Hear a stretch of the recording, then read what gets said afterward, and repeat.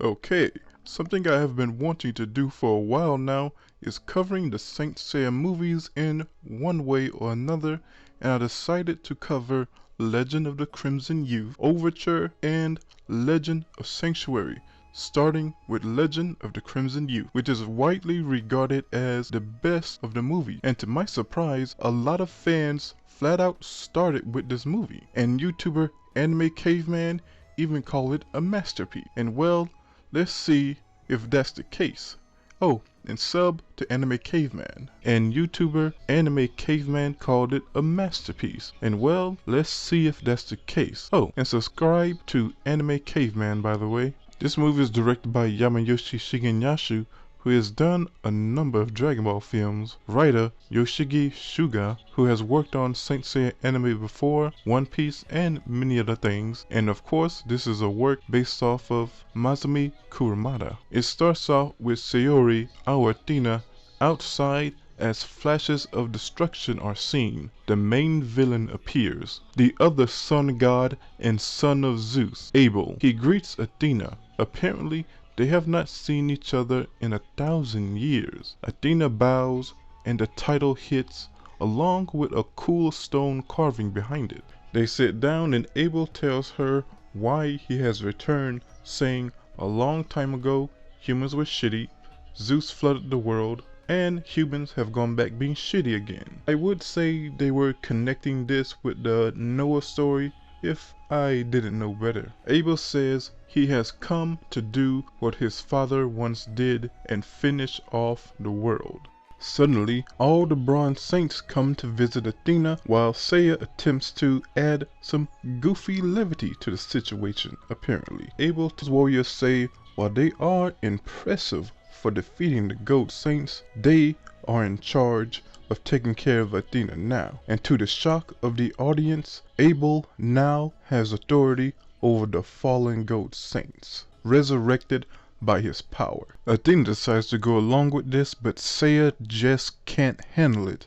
And I almost forgot to mention the warriors' names, the Corona Saints. Seiya unfortunately comes down with a bad case of corona and gets stomped down some stairs for his bad attitude and not respecting social distancing. It cuts ahead where the gang talks about the situation and Seiya throws another hissy fit over the thought of not being Athena's favorite lapdog anymore. You get a scene of Athena and Abel, which while maybe an odd place right now, it is good that it's there because it's showing that yes, they are brother and sisters that love each other. It cuts to Libra Doko, who is fully aware who Abel is and his terrifying power. Abel was a god who wanted to rule all realms. He angered the other gods of Olympus, so they came together and vanished him, only to be brought back now to end the world. Doko believes it's hopeless. All this while Abel plays a absolutely beautiful melody. I wonder what the reaction to a person watching this review for the first time and has no idea who this purple Yoda guy is. Athena is also enjoying the music until she picks up her staff and ready to attack her brother. Abel knows her power, however. Athena says she loves the world and does not care who it is, she will protect it. Abel creates an energy ball and creepily as hell walks up to her and knocks Athena out. By the way, ladies, if a guy walks up to you like this with a Broly green energy ball in his hand, it's time to call the cops. Now the two Goat Saints aren't having it and they fight the Corona Saints down the cliff but are ultimately defeated. Luckily, Seiya, the real hero, is armored up and on his way to defeat Abel until stopped by one of the Corona Saints. Seiya also gets smoked and we cut to Dragon Shiryu, where we of course see none other than Cancer Death Mask, who has his cloth back due to Abel's power. Power is justice. Yep, still the same old Death Mask. At least we get to see a fight between these two with Death Mask and Shiryu's cloth on, though they of course fight their way inside the underworld, where Abel is leading Athena's soul into a world of happiness with a kiss. Or at least I hope that's how it works, because he has been kissing on his sister for some time now. Though they are Greeks, so I guess it's a cultural thing. Dragon suddenly puts on a smug, y'all must have forgot look on his face, and he reveals he only lets himself be sent here to confirm Athena's whereabouts. He then beats the shit out of Death Mask and is freed from the underworld, but is stopped by a Corona Saint. Now it's Shun's turn, who of course faces Aphrodite again, and since this is a Toei story, Shun must absolutely not win the fight under any circumstances, even to guys he has already defeated. It's simply the rule, like Leomon dying in Digimon. So, of course, Phoenix Ikki appears for the first time in this movie and saves Shun. They just couldn't help themselves. Ikki, like a badass, mindfucks Aphrodite and even turns his own rose against him, defeating the Flower Boy once and for all, or until Hades' arc. Ikki, like Dragon, gets knocked out by a Corona Saint, and next scene we wake up to see Seiya and Gemini Saga, who fills him on how Athena knew he had no chance against Abel and tried to fight him herself. Saga tests Seiya's resolve by hitting him with Galaxian Explosion right to the head. I guess Seiya really must be thick-headed for that move to not send his head all the way to the ends of the universe. After some more prep talk, we cut to Hyoga, who is the first to face the god, who Abel apparently hired to build a coffin. Hyoga is shocked by the audacity of it all, and of course, the Corona Saint challenges him, and the battle of ice versus fire begins. Well, ice plus fire and string he stole from Minos in the Lost Canvas. No wait, Lost Canvas stole the physical string things from my boy right here, so my bad. Oh god, he's talking about his mom. Nice Jesus pizza though.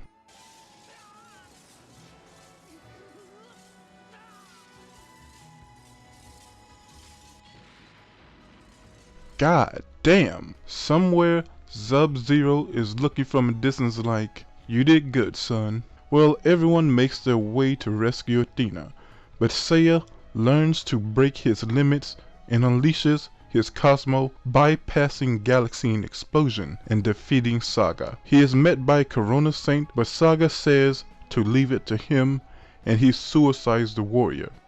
All things considered, Saga really lucked out not having an Aldebaran moment in any of these movies. All saints gather together to face the last god warrior, while some very odd military type music plays in the background.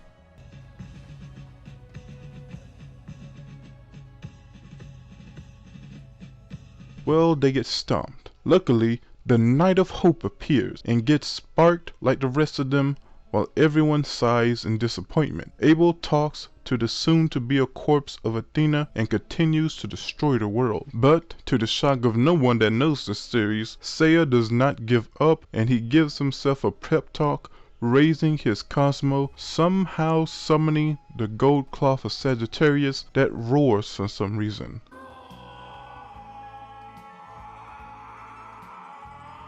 Along with the other saints. Now that they're golden, they proceed to wreck the last Corona Saint and head for Abel, who readies his Omega Blaster.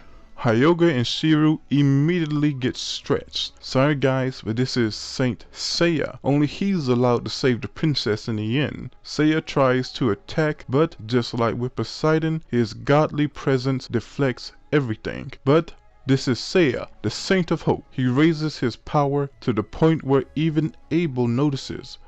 But in the end, he is repelled.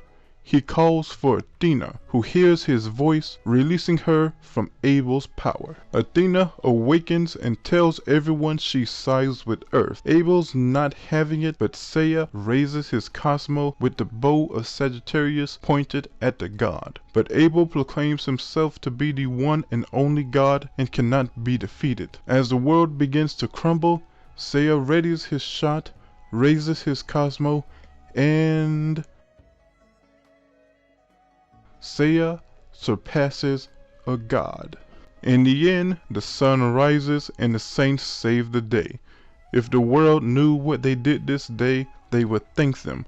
But also comment, it would have been nice if you saved us a few minutes earlier before the planet became flooded and a ruined apocalypse. But you tried your best. And that was Legend of the Crimson Youth. My thoughts, well, it has flaws. It relies way too much on tropes from the anime and movies, making it a little bit less unique. Some inconsistencies, like the gold cloth of Aquarius you see getting destroyed yet reappears perfectly fine in another scene. The melodrama with Seiya and being replaced was honestly forced. The Corona Saints could have also used more background for their character and Abel more motivation for his actions. Also, not a huge fan of their armor, a bit too dress-like. Abel, brought back by the gods after trying to rule the world, needed a little bit more explaining. Like, did they promise him something or threatening him with something? This could have really helped his character. And somewhat of a pet peeve, I dislike it when gold cloth is treated like glass, when it's rarely destroyed or badly damaged in a series.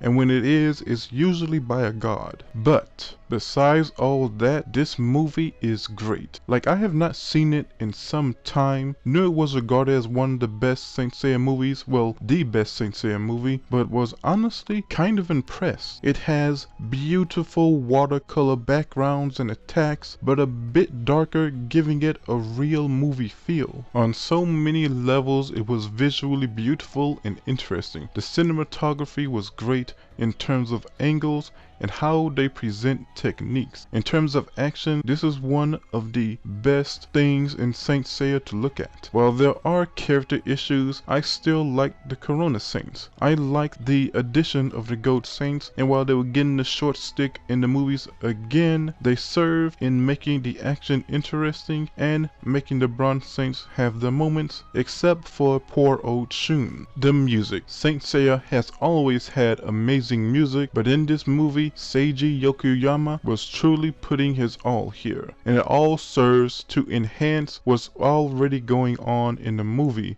Something as simple as explaining the villain's backstory felt powerful. R.I.P. We lost an incredible talent here. And while Abel's character could have used more, he was not just some bad evil guy. You can tell he really does not care to destroy the world, but knows he must. He loves his sister, and it was smart of the movie to give us some time with them. It helps to show how much he does not want to hurt his sister, and also shows while Athena loves him also, she loves the world and her warriors more. All of which is represented with a quick change of expression as she tries to kill him with the staff, to the shock of Abel. I definitely don't know enough about films to say whether a movie is a masterpiece or a flawed masterpiece, as YouTubers like to say, but I can say this is a truly great anime movie that I might even suggest to non-fans. Okay guys, tell me what you think of this movie and the style of this review. And a question, I brought up Broly a lot because it's kinda hard not to, given the visual elements, which had me thinking, would you guys like a canon updated remake of this movie in the same vein as Dragon Ball Super Broly? It has potential, and how I could see it working is, in mythology, Metis had another child besides Athena, but was not born, breaking the cycle of sons killing fathers in Greek mythology. I sometimes think maybe Abel was based off that story a little bit. But anyways, maybe after the events of Next Dimension, the son is promised freedom in return for defeating Athena, or whatever. Just, would you guys like a remake of this movie? Let me know in the comments. Anyway, give me feedback because my next Saint Seiya movie review will be on Overture. I once heard it called The Last Jedi of Saint Seiya movies. I will give you my thoughts soon. But anyway, please remember to like, subscribe, and comment. Till next time.